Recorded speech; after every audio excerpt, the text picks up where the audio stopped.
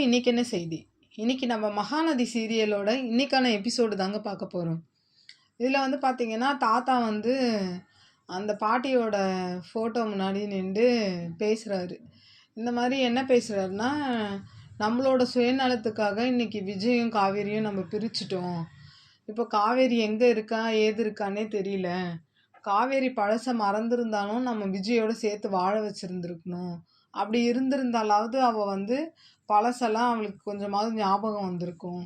இப்ப பார்த்தா அவளும் வந்து இப்ப இங்க இல்ல. பாப்பாவும் விஜயும் தனியா பார்க்கறதுக்கு எனக்கு ஒரு மாதிரி குற்ற உணர்ச்சியா இருக்கு. நீ என்னடான்னா நீயும் போய் சேர்ந்துட்ட. இப்ப என்ன பண்றதுன்ற மாரி எனக்கு அவங்க 2 பேரையும் தனியா பார்க்கறதுக்கே எனக்கு ரொம்ப கஷ்டமாவும், குற்ற உணர்ச்சியாவும் இருக்குதுன்ற மாரி பாட்டி ஃபோட்டோ முன்னாடி நின்னு தாத்தா பொலம்புறாரு. அதுக்கு அடுத்த சீன் பார்த்தீங்கன்னா, விஜய் வந்து பாப்பாவ அட்மிஷனுக்காக கூட்டு போவார் இல்லையா? அப்ப அந்த ஸ்கூல காமிக்கிறாங்க. அது கேவிகே இன்டர்நேஷனல் ஸ்கூல்னு காமிக்கிறாங்க. அப்ப பார்த்தீங்கன்னா, உள்ள போய் அட்மிஷனுக்காக வெயிட் பண்ணிட்டுருக்காரு. அப்ப வந்து பாப்பா கிட்ட சொல்றாரு, "பாப்பா நம்ம அட்மிஷனுக்காக வந்திருக்கோம். உள்ள கேட்குற கேள்விக்கெல்லாம் நீ கரெக்ட்டா பதில் சொல்லணும்." அப்படின்ற மாரி. அதுக்கு அந்த பாப்பா சொல்வாங்க, "அப்ப எனக்கு தெரியாததெல்லாம் நீங்க சொல்லி தருவீங்களா?" அப்படின்னோனே விஜய் கேட்பாரு, "சீட்டிங்லாம் பண்ணக்கூடாது அ மேம் முன்னாடி." அப்படின்ற மாரி சொன்னோனே, சரின்னு அப்படியே பேசிக்கிட்டே இருக்கும்போது என்ன பண்றாங்க, உள்ள இருந்து ஆள் கூப்புடுறாங்க. அந்த மாரி அட்மிஷனுக்குள்ள வர சொல்றாங்கன்னு. போயிட்டு அந்த மேடம சந்திக்கிறாங்க. அப்ப அவங்க வந்து சில கேள்விலாம் கேட்குறாங்க பாப்பாவ. "உன் பேர் என்ன?" அப்படின்னோனே, "வி. காவேரி" அப்படின்னு ஏதோ சொல்லும். இந்த ஸ்கூல் பிடிச்சிருக்கான்னோனே, "பிடிச்சிருக்கு" அப்படின்னு சொன்னோனே, உடனே அவங்க ஃபார்ம குடுத்து, "இந்த ஃபார்ம ஃபில் பண்ணி ஃபீஸ் கட்டிருங்க. அட்மிஷன் குடுத்துட்டேன்ற" மாரி சொன்னோனே, விஜய்க்கு ஆச்சரியமாயிரும். "என்னது அட்மிஷன் குடுத்துட்டீங்களா?" அப்படின்னோனே, "ஆமா." அப்படின்னோனே, "இல்ல இங்க நெறைய கேள்விலாம் கேட்பாங்க அப்படின்னு சொன்னாங்களே" அப்படின்னும்போது, "இல்லையே நான் தான் கேட்டேனே, உங்க பொண்ணு தான் நல்லா பதில் சொன்னாங்களே. உங்க பேர் என்னன்னு கேட்டேன். இந்த ஸ்கூல் புடிச்சிருக்கான்னு கேட்டேன். வேற என்னங்க பண்ண முடியும்? அது சின்ன பாப்பா தானே. அதுக்கு மேல என்ன கேள்வி இன்டர்வியூ வைக்க முடியும்ன்ற" மாரி அந்த மேம் சொல்லுவாங்க. சரின்னு சொல்லிட்டு, "இல்லங்க நெறைய கேள்வி கேட்பாங்கன்னு நாங்க நெறைய ப்ரிப்பேர் பண்ணிட்டு வந்தோம்." அப்படின்ற மாரி சொன்னோனே, அப்ப அந்த பாப்பா சொல்வா, "நீங்க நெறைய கேள்வி கேட்பீங்கன்னு அப்பா சொன்னாங்க. நான் நெறைய ப்ரிப்பேர் பண்ணேன். நீங்க எதுவுமே கேட்கல. எனக்கு ரைம்ஸ் தெரியும் பாடவான்ற" மாரி அந்த பாப்பா ஒரு ரைம்ஸ் ஒண்ணு பாடுவாங்க. பாடி முடிச்சதுக்கப்புறம் இந்த பக்கம் பார்த்தீங்கன்னா, காவேரிய காமிப்பாங்க. காவேரி வீடு ஷிஃப்ட் பண்றதுக்காக துணியெல்லாம் அரேஞ்ச் பண்ணிட்டு இருப்பாங்க. அப்ப அவங்க அம்மா சொல்வாங்க, "என்னடி எவ்ளோ துணி எடுத்தாலும் வந்துகிட்டே இருக்குன்ற" மாரி சொல்லும்போது, அப்போ இவ சொல்வா, "அதுக்கு நீங்க துணியெல்லாம் எடுத்து போட்டுட்டு புது துணியா வைக்கணும். 5 வருஷத்து துணிய அப்படியே வச்சிருந்தா அப்படிதான் இருக்கும்." அப்படின்னும்போது அவங்க அம்மா சொல்றாங்க, "எதுக்குடி அதெல்லாம் வீணா தூக்கி போடணும்? உங்க தங்கச்சிங்க கிட்ட குடுத்தா போட போறாங்கன்னோனே." "யாரு? அந்த சப் கலெக்டரும் உங்க பொண்ணு குட்டி பொண்ணு நர்மதாவும் போடுவாளாம்? அ அதாவது வந்து கலெக்டர் கூட போட்டுருவா. ஆனா உங்க நர்மதா சின்ன பொண்ணு இருக்கால்ல, அவளே 6 மாசத்துக்கு ஒரு தடவ மாத்துவா. அவ போய் எப்படி வந்து என்னோட பழைய ட்ரெஸ் எல்லாம் போடுவா? என்னம்மா நீ உன்ன மாரியே யோசிச்சுட்டு இருக்க." அப்படின்ற மாரி பேசிட்டே இருக்கும்போது கங்கா ஃபோன் பண்ணுவாங்க. கங்கா ஃபோன் பண்ணி, "என்னடி இந்த மாரி அம்மாவுக்கு ஃபோன் பண்ணேன் உனக்கு வேலை கிடைச்சிச்சுன்னு சொன்னாங்க." அப்படின்னோன, "ஆமாண்டி" அப்படின்னு பேசிட்டு "ஆமாக்கா" அப்படின்னு பேசிக்கிட்டே இருப்பாங்க. அப்போ இவங்க சொல்வாங்க, இந்த மாதிரி "எங்க எப்படி அப்ளிகேஷன் போட்ட?" அப்படின்னும்போது, "நான் 2 மாசம் ஆச்சு போட்டு. அது எனக்கு இப்போ கிடைச்சிருக்கு." அப்படின்னும்போது, "சரி எனக்கு இப்போ ரொம்ப சந்தோஷமா இருக்கு. நீயும் ஒரு நல்ல வேலைக்கு வந்துட்ட. அப்புறம் யமுனாவும் வந்து கலெக்டர் ஆயிட்டா. இப்போ நர்மதாவும் ஒரு ஹை செகண்டரி படிச்சுட்ருக்கா. அவங்க 3 பேரையும் பார்க்கும்போது எனக்கு ரொம்ப சந்தோஷமா இருக்கு." அப்படின்னு சொல்லும்போது, அப்ப காவேரி சொல்வாங்க, "உனக்கு என்னக்கா? நீ தான் கொடைக்கானல்ல இருக்க. புடிச்ச மாப்பிள்ளைய கல்யாணம் பண்ணியிருக்க. ஒரு டெய்லர் ஷாப்புக்கு ஓனரா இருக்க. இதுக்கு மேல என்னக்கா? மாமா தான் உன்ன நல்லா பார்த்துக்கிறாருல்ல தங்கமா." அப்படின்னும்போது, "ஆமாண்டி அது என்னமோ உண்மதான். அத யாருடி மறுத்தா?" அப்படின்னும்போது, அப்போ இவ கேட்குறா, "ஆமா நீ ஸ்கூல்ல ஜாயின் பண்றேன்னு சொன்னியே, அது என்ன ஸ்கூலு?" அப்படின்னு கேட்கும்போது, அப்ப அவங்களும் அதே ஸ்கூல் நேம தான் சொல்றாங்க. கேவிகே இன்டர்நேஷனல் அப்படின்ற மாரி சொல்லம்போது, அப்படியே இந்த பக்கம் பார்த்தீங்கன்னா, விஜயும், பாப்பாவும் கண்ணாமூச்சி ஆடிக்கிட்டு இருப்பாங்க. ஆடிக்கிட்டே இருக்கும்போது, தாத்தா அத அப்படியே பார்த்து ரசிச்சுக்கிட்டு இருப்பாரு. அப்ப வேலை செய்றவங்க வந்து காஃபி குடுப்பாங்க தாத்தாக்கு. காஃபி குடுத்துட்டு, அப்புறம் ஐயா நான் உங்ககிட்ட ஒன்று சொல்லணும் அப்படின்னும் சொல்லு அப்படின்னும்போது, இல்லை விஜய் தம்பிக்கு ஒரு கல்யாணம் பண்ணலாம்ல, என்னைக்கு தான் பாப்பாவும் விஜய் தம்பியும் தனியாக தானே இருக்காங்க, காலகாலத்தில் அவங்களுக்கு ஒரு கல்யாணம் பண்ணணும்ல அப்படின்ற மாதிரி சொல்லும்போது, அப்போது தாத்தா சொல்கிறாரு,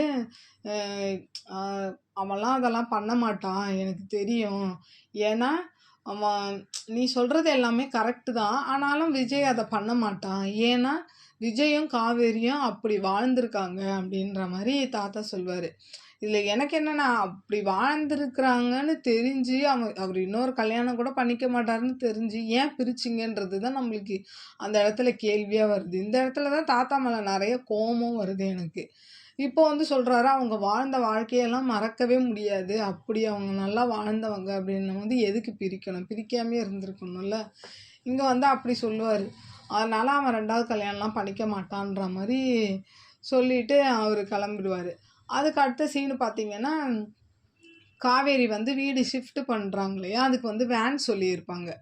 அப்போ அந்த வேன் டிரைவர் வந்து இந்த மாதிரி எவ்வளோ எவ்வளோ பொருள் வச்சுருக்கீங்க, அதுக்கேற்ற மாதிரி தான் வேன் வரும் உங்களுக்குன்ற மாதிரி அந்த வேன் டிரைவர் வந்து பேசிக்கிட்டு இருப்பார் காவேரிக்கிட்டேயும் காவேரி அம்மாக்கிட்டேயும்.